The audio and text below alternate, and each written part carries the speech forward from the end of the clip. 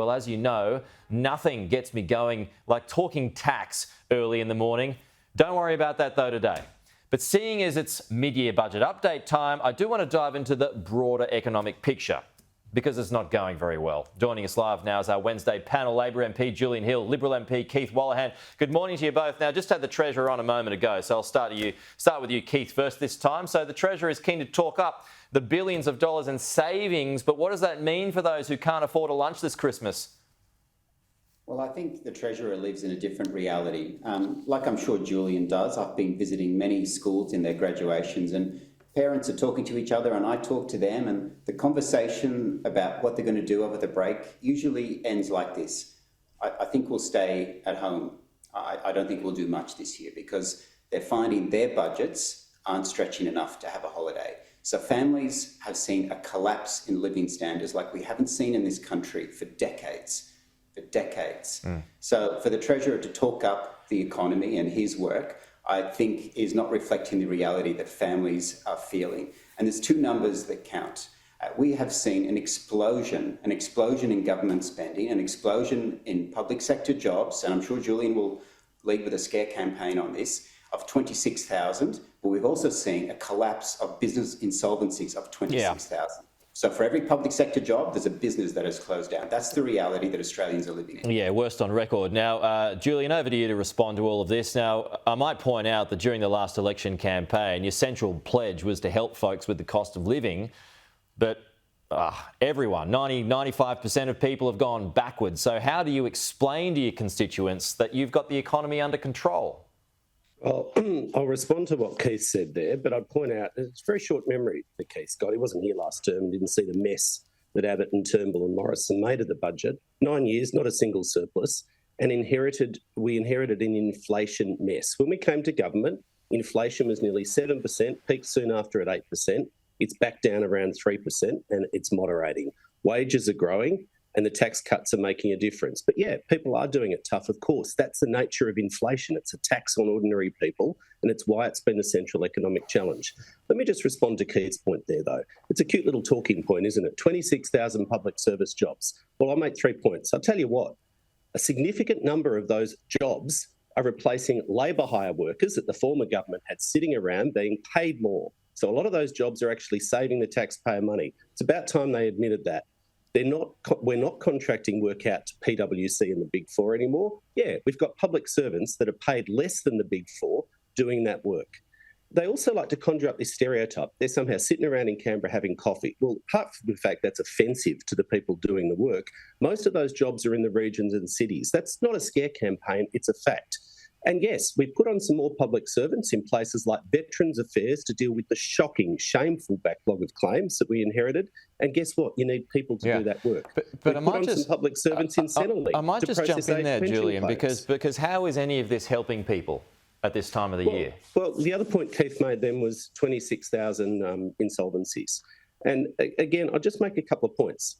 The number of small businesses in Australia is at a record high. The ABS data released last week, you've got to look at both sides of the equation. There are no doubt, absolutely, because I talked to them, some small businesses doing it tough. I worked in a small business through uni. My mum did bookkeeping for a small business. I get it. I talk to people. But the ABS data showed there is a record number of small businesses in this country because the number of businesses in Australia is at a record high. It's grown by 3% over the last year. So some businesses disappear and some grow. And you never talk about both sides of the equation. You've got to look at both sides of the data. So, still with the Treasurer, he's alluded to this, that you might have plans to cut Medicare. Keith, are you aware of any plans? Not at all. There's this scare campaign again, and we're going to see it ramp up as we get closer to polling day. This government pulls out the talking points and says, what core equities do we do better on? Let's run a scare campaign on that. They do it every time, and they've just started again. The Treasurer has an important job to do, and he should do better than running scare campaigns like that because it's dishonest. It's dishonest. What are you going to cut, Keith? What are you going to cut? I mean, you're out there talking about spending. What are you going to cut? But just on that point, what are you going to cut? $315 billion of cuts. What are you going to cut? You're like a cheap complaint shop on the complaints line. Well, let me just jump in. Let me just jump.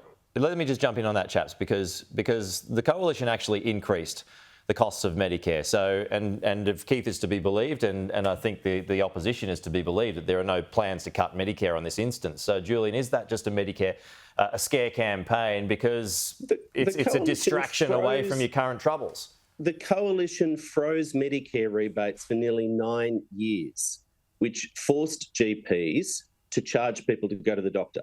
We've tripled the bulk billing incentive, and guess what? Bulk billing rates are starting to rise.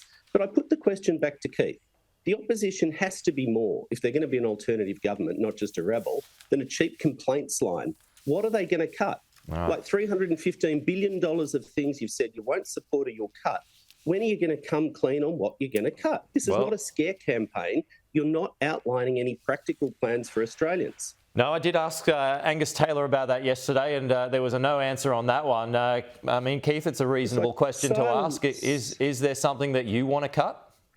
Well, here's the problem. We have a large, complex economy and a large, complex federal budget, but it is bloated. And the first thing you have to ask is, do you have the will to tighten it? The coalition has the will to make it more efficient because Australians are doing that with their households. That means cuts. Government should be doing that. We don't even have the will. That does mean cuts. Will from this government. But somebody's got to do it, right? We can't keep spending, but both parties can't keep spending. Oh, sorry, Pete, just let me put two facts on the table. In the coalition's last budget, they had $0 of savings. That's a fact. You can go and look in the budget papers. $0 of savings, not a single surplus in 9 years. They spent all the revenue they got. Okay. We've banked the vast majority of revenue. We've delivered nearly $100 billion of savings and reprioritisation, and the budget is in $200 billion better nick than when we inherited it 2.5 years ago. Like, start dealing in facts, Keith. What are you going to cut? Your record is appalling. We got to go. It's great out Your there. record is appalling. Great time. We're going to go. This is Fantasy Island. Oh, there's a unicorn. There's a flying pig. Just to you What both, are you gonna cut? I've got to go. We're out of time, but I'm actually on holidays from tomorrow, so I just want to say Nice thanks. haircut too, Pete. Thank you very much. Merry Christmas. I want to say thank you to you both for robust and engaging debates throughout the course of the year, and I hope to do it again next year. It's not like there's something important in the early months of next year. Look forward to talking to you then. Have a great break to you both.